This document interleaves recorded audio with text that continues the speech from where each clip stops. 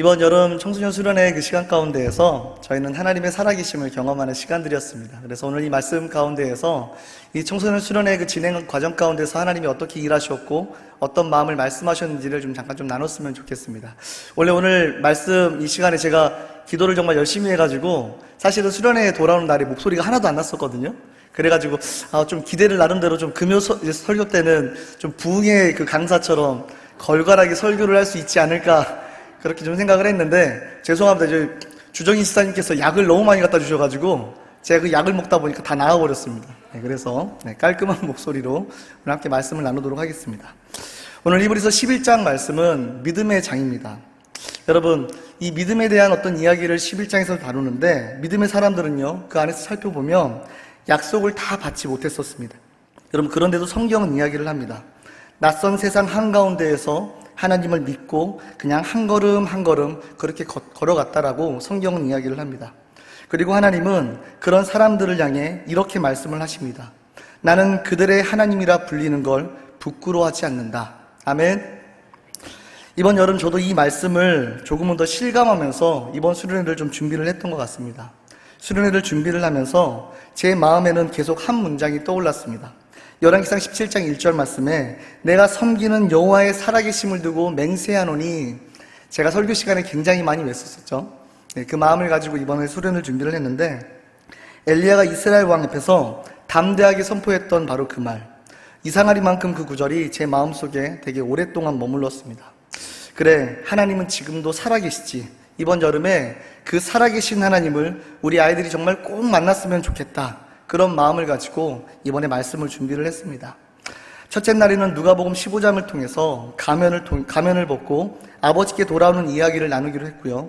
둘째 날에는 이사야 6장의 본문으로 하나님의 거룩함 앞에 진짜 나를 마주하는 그런 이야기를 한번 전해보려고 준비를 했습니다. 그 흐름이 제 안에서는 뭔가 단순한 순서가 아니라 하나님이 주신 그런 방향처럼 느껴졌습니다. 그래서 준비를 하면서 이렇게 고백을 하게 되었습니다. 하나님, 저희는 여기까지 열심히 기도하며 달려왔습니다. 이제는 하나님께서 일하실 차례입니다. 사실 그때는 뭔가 잘 될 거라는 그런 기대감이 굉장히 컸습니다. 그런데 뭔가 믿음이라는 게 여러분 그렇게 꼭 순조롭게만 진행되는 게 아니라는 것을 이번에 너무나 체감을 하게 되었습니다. 여러분, 믿음은요, 뭔가 대단한 확신이 생겼을 때 시작이 되는 게 아니라 하나님이 말씀하셨기 때문에 일단 한 걸음을 내딛는 데서부터 시작이 된다는 걸 경험하게 되었습니다. 아브라함이 그랬던 것처럼요, 어디로 가는지도 모른 채 말씀 하나만을 붙들고 그렇게 걸어갔던 길, 여러분 그게 바로 믿음이었습니다. 이번 여름에 저도 조심스럽게 그런 마음으로 한 걸음을 내딛는 그런 시간이었습니다. 히브리서 11장 1절 말씀을 보면 믿음은 바라는 것들의 실상이요 보이지 않는 것들의 증거니, 믿음은 보이지 않는 것을 따라 걷는 길이라고 하나님은 말씀을 하십니다. 말씀은 분명 그렇게 말씀을 하고 계시죠. 그런데 막상 현실을 우리가 마주를 하면 그 믿음이 얼마나 쉽게 흔들리는지 이번 여름에 저는 너무나 크게 경험을 하게 되었습니다. 수련회 첫날 밤에 말씀을 전하기 위해서 단에 딱 섰을 때 여러분 제 마음에는 정말 큰 기대감을 가지고 그 앞에 섰었습니다. 지금까지 기도하면서 준비를 했고요. 아이들을 위한 말씀도 정말 고민하면서 준비를 했는데 이번 메시지가 정말 아이들의 마음을 활짝 열 수 있는 그런 열쇠가 될 수 있었으면 좋겠다, 그런 마음을 먹고 설교를 했습니다. 그런데 막상 말씀을 전하기 시작을 하자 뭔가 어긋나는 느낌이 들기 시작을 했습니다. 아이들의 반응이 생각했던 것과는 너무나 달랐기 때문에 그렇습니다. 표정은 굳어 있었고요, 눈빛은 멍하니 좀 떠 있는 것 같았고 설교에 집중하고 있다는 그런 느낌이 좀 들지 않게 되었습니다.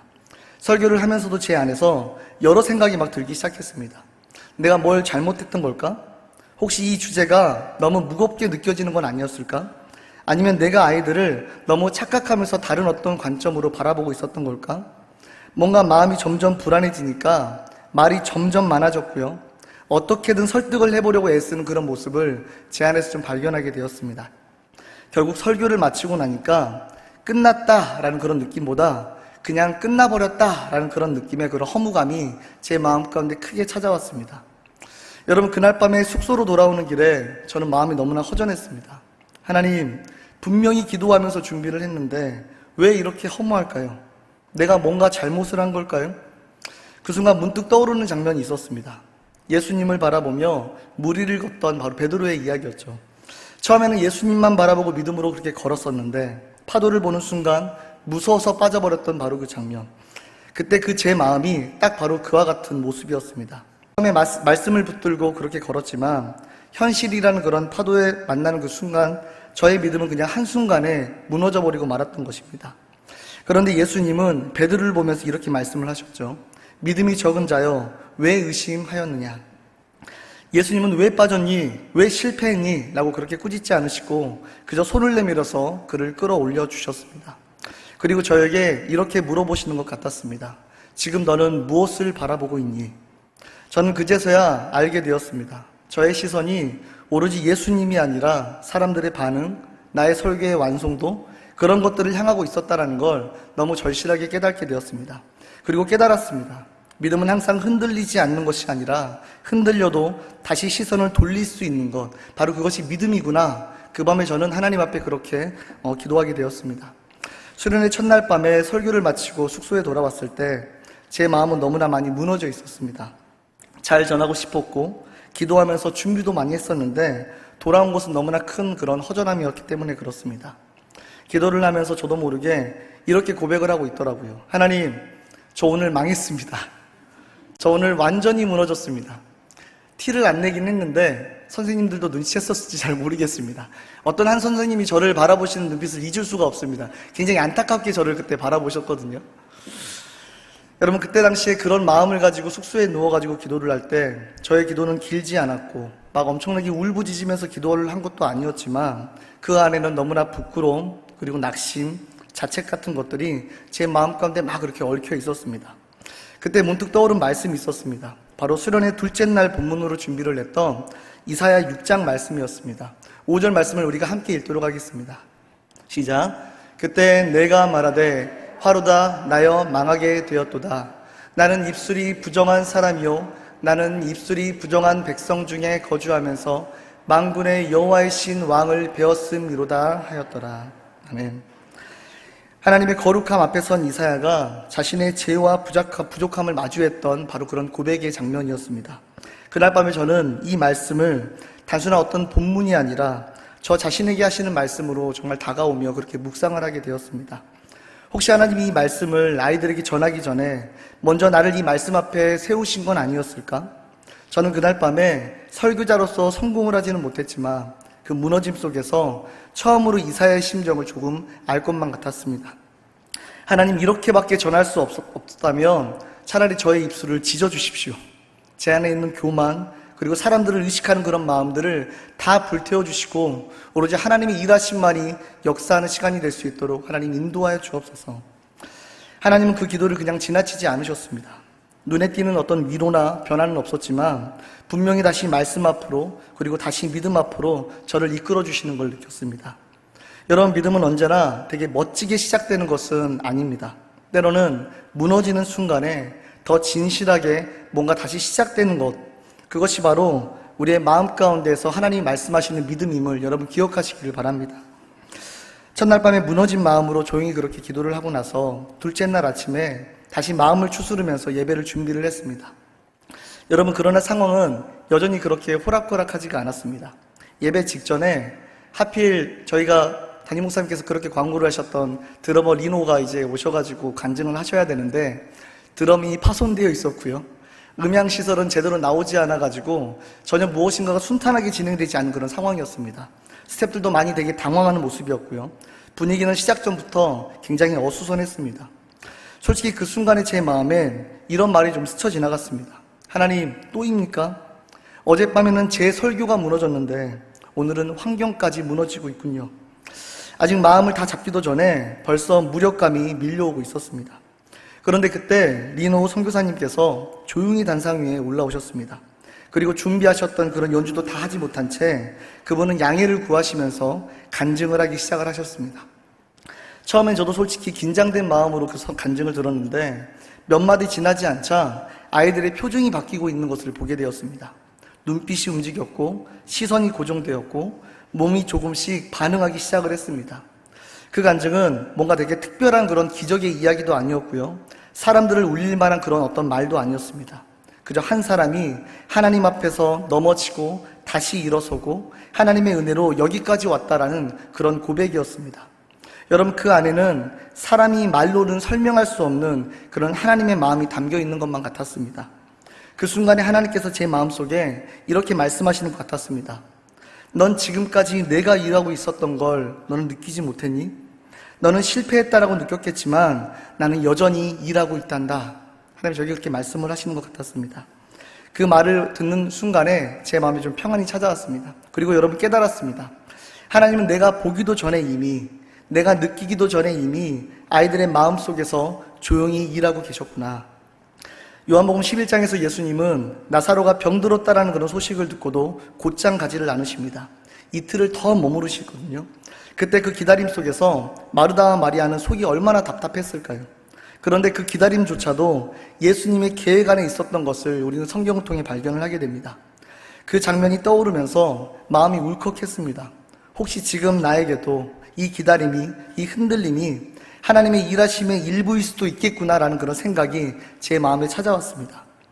여러분, 믿음은 하나님이 일하고 계신다라는 걸 그렇게 느낄 때 믿는 것이 아니라 보이지 않을 때도 믿고 걷는 것. 여러분, 그 진리를 이번 여름에 조금 더 깊이 알게 되는 그런 시간이 되었습니다. 히브리서 11장은 우리에게 이렇게 말을 합니다.